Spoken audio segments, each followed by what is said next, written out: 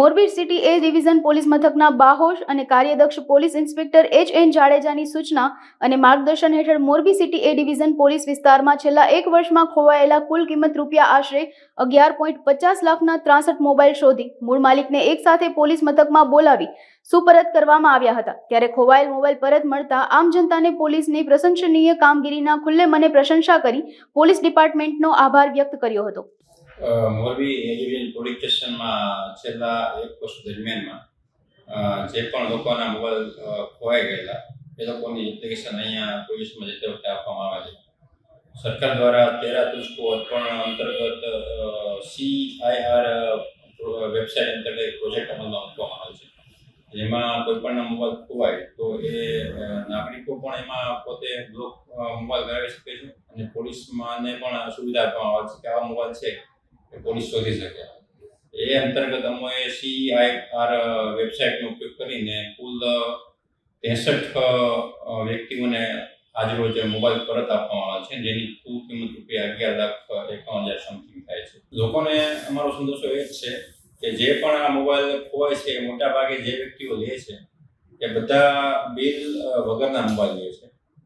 મારો સંદેશો એવો જ છે કે અમારા ગુજરાત મોરબી પોલીસ વતી પણ એવી અમે આશા રાખી કે જે પણ મોબાઈલ ખરીદવામાં આવે જૂનો કે નવો તે કોઈ પણ બિલ કે આધાર પુરાવા વગર કોઈ પણ જાતનો મોબાઈલ ખરીદવાનો આગ્રહ રાખવો નહીં।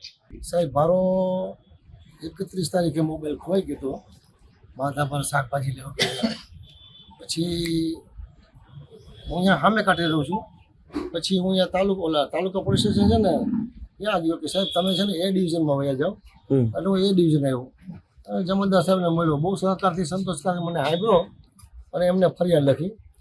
1 તારીખે સાહેબ મેં ફરિયાદ લખાવી, 13 તારીખે પાછો પોલીસ સ્ટેશનથી ફોન આવ્યો એ કે તમારો મોબાઈલ કઈ ટાઈપનો હતો, મેં વર્ણન કરીને બતાવ્યું એ કે ખીચામાંથી ચોરાઈ ગયો છું। મેં સાહેબ ખીચામાંથી ન ચોરાણો, એ શાકભાજી લેવા ગયો તો થેલીમાંથી નીકળી ગયો।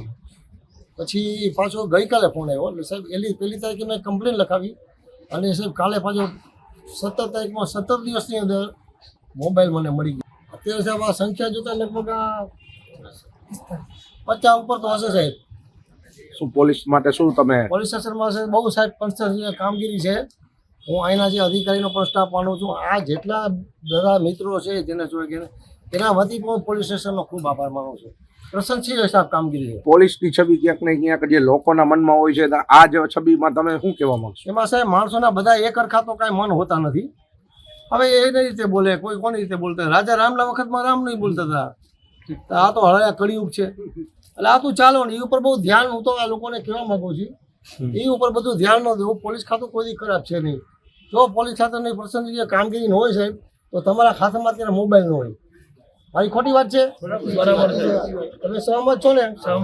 અને દરેકના સ્વભાવ એવા હરખા રહ્યા।